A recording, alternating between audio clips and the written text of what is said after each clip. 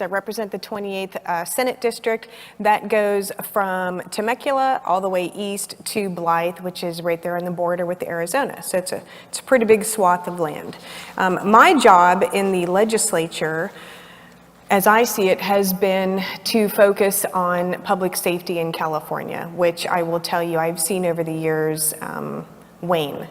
And I've seen it through the legislation that Democrats have introduced. So what I have done today is I have a list of, I don't know, maybe 10 bills that I just want to explain to you and lay out to you so you get a full picture of what the majority party in this state is trying to do to our communities. You know, we may all have different ideas of what we want our communities to look like, but we all want to be safe. We all want our kids to be safe. And what I am seeing year after year is bills come forward that continually erode the safety of our communities. And that is by design. That is not an accident. So I'm going to start. I know a couple of the other speakers spoke about SB 145. My colleague, Senator Ling Chang, who I adore, and if you can help her in any way get reelected, I would be forever grateful to you for that. But I know she spoke about SB 145. I think every speaker prior to me actually has spoken about SB 145. But I want to start with that because that is the bill that I think has gotten the most media attention as of late. The author of the bill is trying to present this as some sort of parity in the law. He is saying that if you have a heterosexual couple, they have one set of laws, and a homosexual couple has a different set of laws. I do not disagree that the law should be fair for everyone. I don't disagree with that at all. My problem with this bill is what he did was he made a bad law even worse. SB 145 says a minor, a child, the age of 14, as long as they consent, can have sex with an adult up to the age of 24 years old, and that adult can escape having to go on the sex offender registry list and escape being convicted of a felony. Now, I have asked this question from the author and others who support it, and no one can give me an answer. But I want to know, in what circumstance is it ever okay for an adult to have sex with a child? The answer is never. This is what happens with grooming. This bill is what it invites. So if you know that at the age of 14, you can escape these types of penalties, logic would dictate that you would then start grooming your child prey at the age of 12 or 13. So that by the time they get to the age of 14, they have it in their minds that they are consenting. A child cannot consent to sex. Let's be clear about that. So this bill is not about parity in the law. This bill it's a leftist agenda that they have been trying to achieve for decades, and that is to normalize pedophilia. That is to normalize having sex with children. It is not normal, it is not okay, and as Californians, we need to stand up and say, we are not going to put up with this. We're not gonna let you victimize our children. Because that's exactly what they're trying to do. They're trying to set it up so it's just normal that everybody just accepts it. These are the types of bills that they introduce. It's frightening, but we have a voice, and I hope that every one of you out there intends to use it. I hope you write to your legislator and ask them, how did you vote on this bill? And if they tell you they didn't vote at all, they abstained from voting, make sure you let them know what a coward they are. Because this is a bill, if you believe in protecting children, they should have stood up and made your voice heard and voted no. Now, that's not the only bill that's troubling this year. SB 776. This kind of ties in with the attack that we're seeing on law enforcement, not from a physical standpoint, but from the standpoint of eroding the system within which they work. SB 776 expands the categories of personnel records for law enforcement that are subject to disclosure. So what this bill essentially wants to do is make every use of force event in a law enforcement officer's career, every use of force, whether that's just, holding someone so that you can handcuff them, no matter what, any use of force, any laying of hands. They want to make that something that's public record so they can publicly persecute our law enforcement officers. They want these records made available to the public even if the officer was exonerated of any wrongdoing. Why is that? Because they want to tear down the system of law enforcement in our state. That's why. You see it in the streets. You see what's happening in all of these cities across the country, where they're saying to defund the police, where they're saying they don't want a police department anymore, where they're calling our law enforcement officers horrible names, where they're attacking them and shooting them in Los Angeles. That's what this bill helps promote. It's all part of the agenda, all of it. The next public safety one that I think you should probably know about, and you probably don't know about because the media certainly isn't going to tell you about it, is AB 3070, and this has to do with choosing jurors on a court. Most of you probably know that when you're choosing jurors for a court, each side gets what's called a peremptory challenge. So I can say as an attorney, okay, I don't want that juror because I think that person would be harmful to my case. I don't want that juror. Both sides get to do this. That has been the case for forever. This bill says you can't even toss a juror from your jury pool. You can't even do that if they express bias against law enforcement. You could have a BLM protester in there openly admitting that they want to defund the police, that they want to kill cops. You can't dismiss them from a jury trial in which a law enforcement officer is involved. Does that make any sense to you? Does that seem like they're trying to stack the deck against law enforcement? Because it does to me. The next one is AB 66. This bill says that it limits severely law enforcement's ability to use non-lethal forms of controlling a crowd, like pepper spray, like pepper balls, things that aren't going to kill someone, but will help their ability to disperse a crowd, like we have seen over and over again on the news in all these different cities. So if you take away law enforcement's ability to use non-lethal means to control a crowd, what other means do they have left? That's not the answer. That is not the answer, but that's the agenda of the left in California. They want to take away every tool available to law enforcement because they want chaos and anarchy out there, because that helps erode and degrade the system, which is the whole goal. Going back to SB 145, because there's actually a companion bill on the assembly side for that bill that didn't get any media attention, but I do want to share with you. It is AB 1145. This is an assembly bill. This bill says that if there is a sexual encounter between two people between the ages of 16 and 21, that a mandated reporter, like a teacher, a counselor, or someone like that, doesn't have to report it. A 16-year-old and a 21-year-old adult.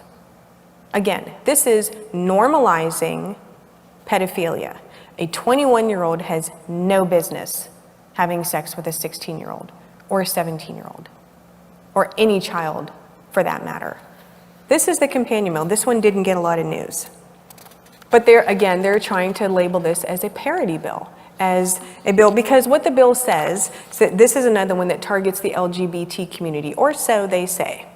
So they're saying there's a different set of laws for the straight community and another set of laws for the gay community, and we don't think that's fair. But really what they're saying is, and again, the law itself, the goal should have been, hey, wait a minute, it should never be okay for an adult to have sex with a minor. So let's raise the age for everyone, irrespective of your sexual orientation. But they didn't do that.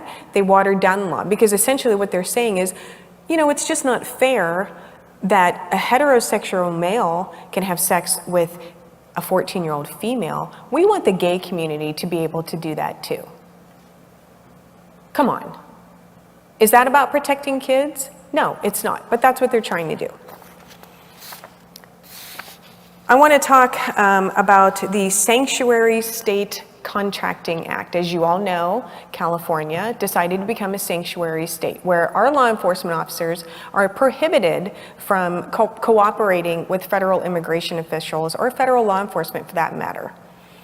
So they introduced AB 2597 called the Sanctuary State Contracting Act. And it prevents state agencies from starting a contract or renewing a contract with any business that provides any data to federal law enforcement immigration officials, any at all. Further, it goes on to allow an investigation of those businesses if an accusation is made that they are providing data to federal law enforcement officials and they have a contract with the state. Do you see what they're doing? Do you understand the system that they're putting in place to try to squeeze out people from, number one, doing business, but also from being able to apply the law in this state? This is how they do it. And they have a majority.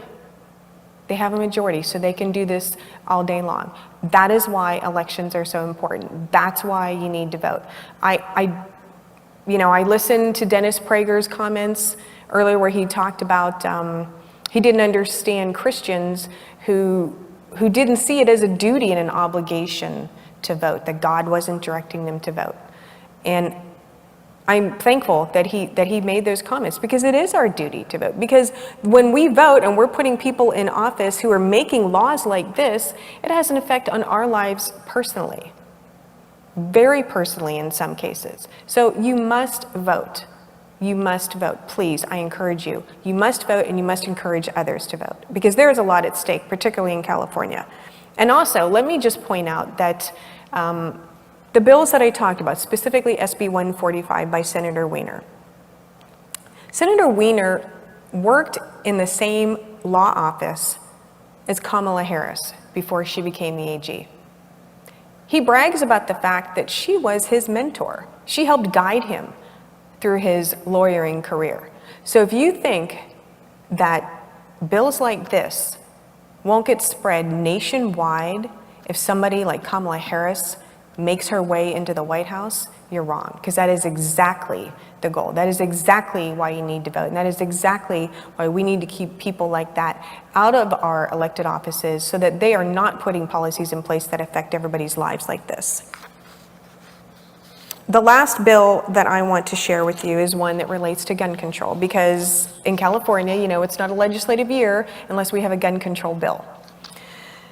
This year, because of COVID, a lot of the bills didn't get through, thankfully. They will all be back next year, but one did make it through the pipeline this year. This is a bill about microstamping. For my gun owners out there, you know exactly what I'm talking about. This is AB 2847. The most egregious part, though, of this bill is not the fact that they're requiring microstamping on the firing pin of these handguns, which is nearly impossible to do in the way that they're dictating it must be done. It is the fact that they have said for every one gun that is added to this list of allowable guns in California, you have to remove 3. It's completely arbitrary. We ask that. Why do you have to move 3 every time one new gun is manufactured and placed on the list? They couldn't give an answer because they don't have one. Well, they have one, they just don't want to tell you what it is, and that is gun control.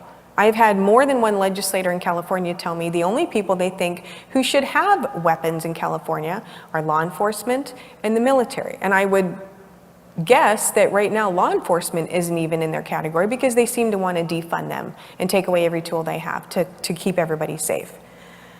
So yes, every year we have these law enforcement bills. We have bills that infringe upon your Second Amendment rights, your First Amendment rights. I mean, you name it, everything under the sun. And the one thing I can tell you from serving in Sacramento for the past 10 years now is that there is nothing that they won't stop at to take away your liberty and freedom. Nothing. Not the Constitution, nothing. In fact, we had in the Public Safety Committee hearing that I used to be vice chair of before they took me off of because I caused too much trouble. The chair of that committee, we were hearing a bill, which was clearly unconstitutional, by the way, and I brought that up. And the chairman of the committee said, well, it's California, And whether or not it's constitutional, it doesn't matter. We do it anyway. I mean, they were that bold about it. They don't care. They simply don't care. We've seen that with the bill that they had to require centers that help women who are pregnant and not sure what to do. They said, okay, these organizations, you have to post on the wall where you can get an abortion. And we said, okay, so then are you going to require all Planned Parenthood centers to post on the wall where you can go to not have an abortion and get help in getting through this pregnancy? No. And you know what happened? And they knew it was unconstitutional. And you know what happened? It went to court and they lost. But in the meantime, thousands of taxpayer dollars were spent, your money, to fight a battle in court that they knew that they were going to lose. Because it's more about making a point. It's more about being able to stand and make some video and beat their chest and say, look what I've done for the left progressive cause, than it is about doing the right thing. And the Capitol is full of them. I'm surrounded by them every day. And, you know, we were joking in the green room about, making friends in the legislature, and I said, I didn't go to the legislature to make friends. I went to the legislature to stand up for my people who live in California and the people who live in my district. That is my job. My job is not to go up there and make friends with people who think it is their job to tear down society as we know it and destroy communities as we know them. That's not my job. And so I would encourage you to hold your legislator accountable to do the same. People want a fighter. People, that's the frustration. People feel like they have no voice. No one is standing up for them. Make sure your legislator is standing up for you. Make sure that they are your voice. Make sure they're speaking up on issues that you care about. Because I guarantee you the Democrats are. And there are more of them than us. And so that means we need to probably fight that much harder, doubly harder. And I am happy to do that, but I could certainly use some help. So, I don't want to be all doom and gloom, but I am going to be real with you and be honest with you and tell you that there is a culture war that is taking place in this state that I have no intention of losing, and I hope to God that you have no intention of losing either, because I need you there to fight with me for the sake of your kids, for your community, and for everyone in California who wants to stay here, who doesn't want to be forced to move, because there are so many who are leaving. So, remember to vote. Remember to hold your legislators accountable. God bless you, and God bless America. Thank you.